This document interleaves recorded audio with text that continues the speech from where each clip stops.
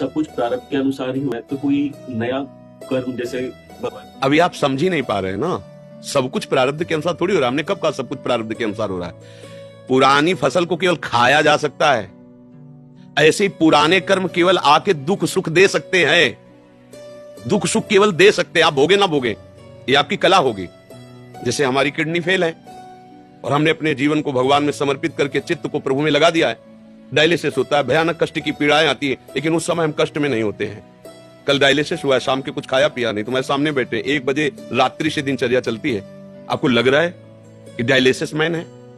आया है प्रारब्ध, बुरा कर्म किसी जन्म का है, बना रहे तू। आज मरे या कल मरे, मरना तो है ही शरीर को, और मैं अविनाशी हूं और अपने चिंतन को प्रभु में जड़े, ठिंगे पे रखी किडनी दोनों खराब है, चल रहा है, क्या फर्क पड़ता है? अध्यात्म अगर बल नहीं है, विवेक नहीं है, तब तो शरीराभिमान के कारण भोगना ही पड़ेगा, मरना ही पड़ेगा। तो सुख दुख कर्म के अनुसार आएंगे। अब हमारा जो समय केवल सुख दुख भोगने के लिए थोड़ी है।